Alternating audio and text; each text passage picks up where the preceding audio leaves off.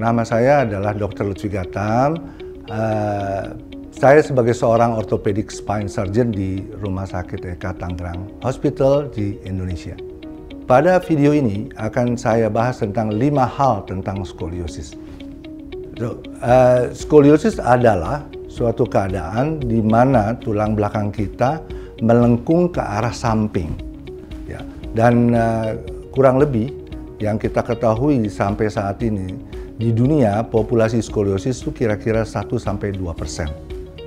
Ya, penyebab dari skoliosis adalah ada 5 hal yang biasanya kita ketahui. Yang pertama itu adalah idiopathic, yang kedua congenital atau dibawa dari lahir, yang ketiga neuromuskuler, yang keempat kemungkinan karena trauma, atau yang kemungkinan karena infection atau patologi-patologi lainnya. Skoliosis dapat didiagnosa dengan pemeriksaan klinis sederhana atau dengan pemeriksaan radiologis. Nah, dengan pemeriksaan klinis biasanya kita meminta orangnya untuk menunduk atau membungkuk, ya. Kemudian kita lihat dari belakang atau dari depan. Dan biasanya kita akan melihat satu keadaan di mana dadanya atau punggungnya akan tinggi sebelah dibandingkan punggung yang sebelahnya. Keadaan awal yang dapat kita lihat dari seorang yang skoliosis adalah dengan sebetulnya ketika orangnya membuka baju dan melihat badannya dari belakang ada keadaan yang tidak simetris antara kanan dan kiri. Nah, ada juga keadaan di mana ketika orangnya membungkuk, kemudian kita melihat dari belakang atau dari depan ada punggung yang tinggi sebelah. Berbicara tentang skoliosis, umumnya kita berbicara tentang idiopathic scoliosis. Dan berbicara mengenai bagaimana kita melakukan pengobatan terhadap skoliosis, yaitu dengan berbagai macam cara. Salah satu caranya yaitu observation. Observasi biasanya kita lakukan bila skoliosis itu berada rentang sudutnya itu kurang dari 20 derajat. Bila sudut kopnya atau kemiringannya lebih dari 20 sampai 40, maka kita akan melakukan bracing. Bracing itu yaitu dengan menggunakan suatu alat tertentu, kemudian dipasangkan ke badannya dan kita press tulang belakangnya dengan alat tersebut. Kemudian bila lebih dari 40 atau 45 derajat kelengkungannya, maka kita harus sudah melakukan dengan tindakan-tindakan surgery. Atau pada keadaan-keadaan yang progresif, di mana skoliosis itu berkembang dengan cepat dari 40 katakan tiba-tiba menjadi 50 derajat. Pembedahan skoliosis itu sebetulnya ditujukan supaya skoliosis itu tidak menjadi progresif.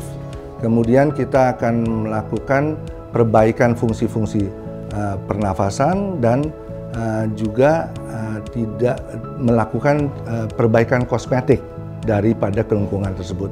Nah, berbicara mengenai pembedahan, apakah pembedahan ini safe atau aman atau tidak?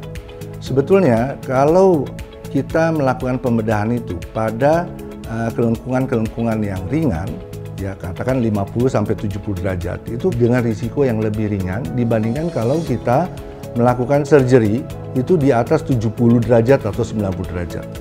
Oleh karena itu, biasanya pembedahan itu kita anggap aman ketika kita berhadapan dengan skoliosis ringan. Dan sekarang dengan teknologi-teknologi tertentu dan teknologi-teknologi imaging yang baik, maka operasi skoliosis itu bisa kita katakan sudah aman. Skoliosis pada dasarnya tidak dapat bisa kita cegah, terutama idiopathic scoliosis, karena itu adalah suatu keadaan yang kita tidak ketahui sebabnya. Tapi skoliosis itu sebetulnya bisa kita lakukan modifikasi-modifikasi agar supaya kecepatan progresifnya itu tidak terlalu cepat, yaitu dengan kita melakukan suatu aktivitas-aktivitas tertentu, misalnya olahraga, kadang-kadang ada dokter yang menganjurkan untuk berenang, atau keadaan-keadaan yang kita sebut sebagai aktivitas sehari-hari, ya, misalnya duduk, berjalan, atau mengangkat-angkat barang yang tidak terlalu eksesif atau berlebihan, itu mungkin bisa dapat mencegah progresivitas dari skoliosis. Ada 5 hal yang harus kita ketahui mengenai skoliosis. 1. Skoliosis itu adalah suatu keadaan di mana tulang belakang kita itu miring ke arah samping sehingga membuat suatu deformitas pada tulang belakang.